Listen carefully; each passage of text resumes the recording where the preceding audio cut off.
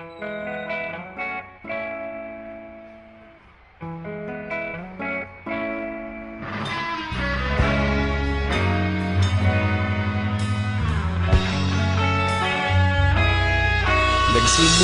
ang lahat sa eskwela, nagsama-samang 12 sa kalokohan at sa tuksuhan, hindi maawat sa isa't isa.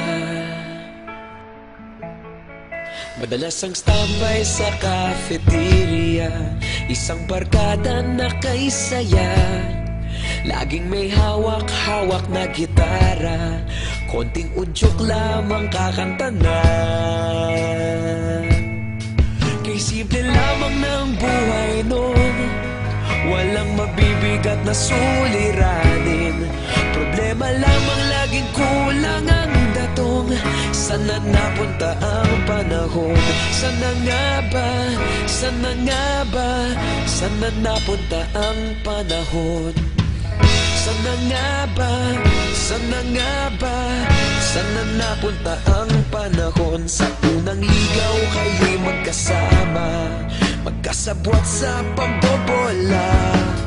Walang sikreto kayong tinatago, okay sarap ng samahang barkada. Nagkawatakan na sa kolehiyo, kanya-kanya na ang nilakaran. Kahit minsanan na lang kung magkita, pagkakaibigay hindi nawala. At kung saan na napadpad ang ilan, sa dating eskwela meron ding naiwan.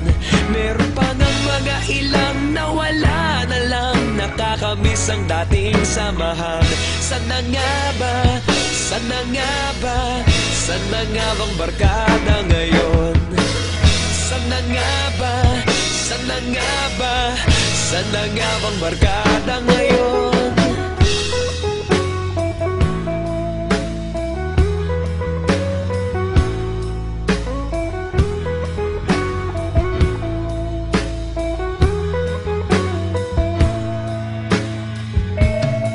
Ilang taon din ang nakalipas, wala pa sa aming tatay na nagsusumikap upang yumaman at guminhawang kinabukasan.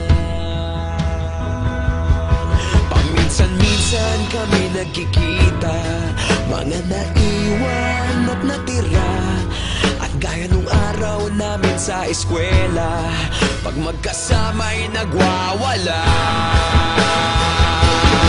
Napakahirap malimutan ang saya ng aming samahan.